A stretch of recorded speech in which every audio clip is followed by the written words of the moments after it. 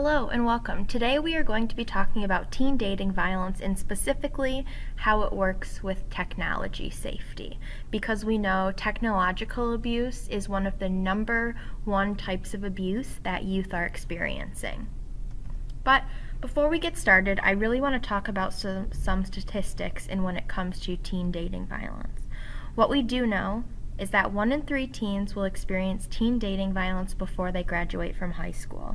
And if that teen doesn't experience teen dating violence, 1 in 5 teens know someone who has experienced teen dating violence. So although that youth may not experience it, we know that they potentially may have a friend or someone that they know that has experienced teen dating violence. So we know that it is such an important issue to talk about right now with our youth. The different types of teen dating violence that youth experience is going to be emotional, verbal, physical, cultural, and spiritual, along with technology abuse and technological abuse. And that is what we are going to be talking about today.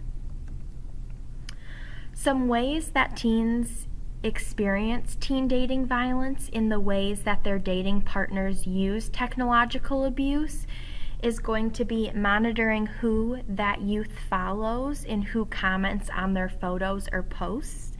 Even though we have no control over who likes or comments on our photos, as long as we know that person and that person is following us on our social media accounts, that kind of gives them free game to be able to comment and like our photos. So we really have no power over who is going to like our photos or comment on them.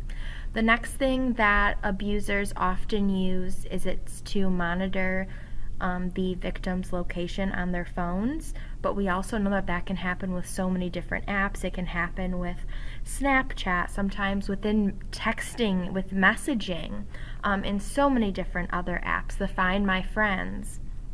The next what we're going to see is blowing up someone's phone with calls or text messages, and this isn't like having your friends call or text you over and over again. This is very much so where your partner, your dating partner, is going to be calling you or sending you text messages wanting to know what you're doing, who you're with, when you're going to be back, and wanting to really monitor every single thing that you are doing when they are not with you. The next thing that we see a lot is demanding passwords to social media accounts, and that can be any accounts, but that also could be demanding the password to your phone, so they are able to maybe monitor your text messages or monitor your social media accounts that way when they're with you. The next thing that we do see a lot is posting inappropriate photos of yourself if you were to send them to your partner, and that could be posted on their social media account or texting it to friends. Or that could also be posting it on your social media account if they have access to your passwords on your social media account. And then the last thing that we see a lot is going to be sharing your personal information or stories on their social media accounts, or maybe through FaceTime or texting with their group of friends.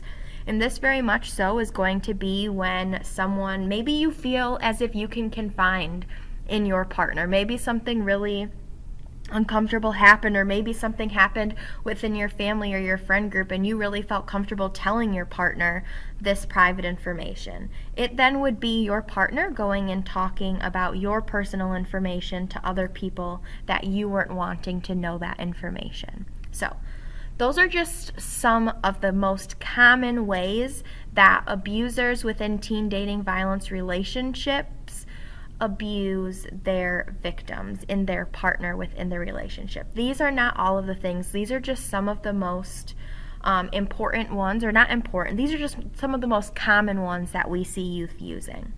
Next, what we're going to get into is ways that you can keep yourself safe while using technology.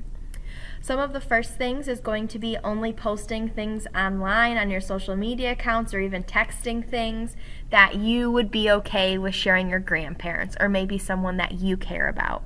If you were to share a picture or maybe a text message with someone that you care about and they were to be like, I don't know if that's appropriate, or maybe you shouldn't be saying that or posting that, that's when you're going to want to reconsider what you are posting and really think about if it's necessary and it's something that you are wanting to post.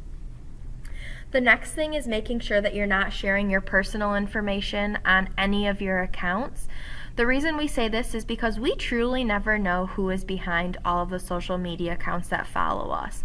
So if we were to post our private information on our social media accounts, we truly never know who may use that information and what they may be using it for. So that's why we want to make sure that we keep our private information and our personal information private. The next thing that is just important to do within your friend group and when you are in a dating relationship is making sure that you're sharing with your friends and maybe your dating partner about what you're comfortable with them posting when it's about you. So maybe you guys are hanging out and you're doing something fun together, and maybe you did something that you wouldn't always do or that you just thought was fun to do with friends. And maybe it's something that you wouldn't want being shown on social media.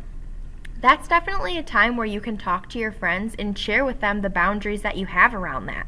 Like, okay, maybe when we take a picture like that or we do something like that, that's not something that we want to be shown. And we can just talk to our friends and our partners about that and make sure that they are on board, because that's just helping us stay safe. The next thing that we want to do is, we had talked about this in the previous slide about how abusers take power and demand passwords. But what we want to make sure that we do to keep ourselves safe is to make sure that we're keeping our passwords private. Because what we do know is that sharing passwords is not what a healthy relationship looks like. And sharing passwords does not build trust within a relationship. The next thing that we have is not to say or do anything online that you wouldn't do in person. And this very much so can be with the sharing with your friends what you feel comfortable doing. If your friends are doing something or your dating partner is doing something that you are not comfortable with, make sure that you talk to them and tell them that, okay, this is not okay with me, or I'm not comfortable with this. And make sure that you're doing the things that you truly are wanting to do and not just the things that other people are pressuring you or telling you that you should do. And just this is kind of just like the biggest tip to remember when it does come along with technology and technological abuse and just keeping yourselves safe while using technology.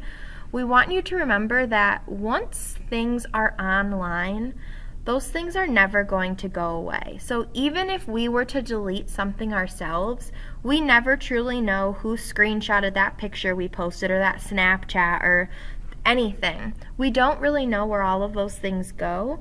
And some of the things that we post now on social media and just talking with things with our friends, those are some of the things that could come up later on in life. And we want to make sure that the things that we're posting, the things that we're texting people, and anything that we're doing, we want to make sure that those are things that we're going to be proud about and even happy about in our future.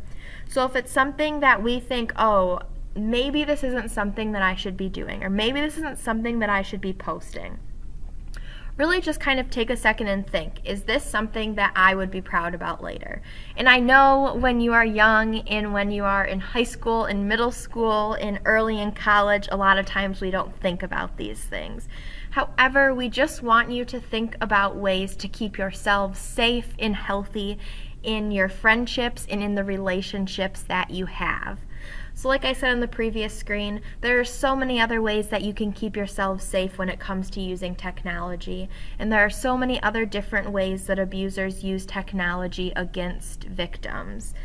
But know, if you ever were to need any support, or if you had any questions around technology safety, or just about teen dating violence in general, most definitely feel free to reach out to Safe Haven.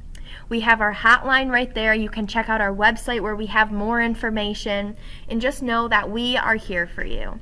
The other website that we have that you can most definitely take advantage of is called loveisrespect.org. They have so many different helpful resources around what a healthy relationship is, around the different types of teen dating violence, and probably just around anything that you would ever like to learn as a young adult and as a youth. So if you have any questions or any concerns about anything, please feel free to reach out to either Safe Haven or loveisrespect.org. I hope you enjoyed this presentation, and just know that there are many more to come.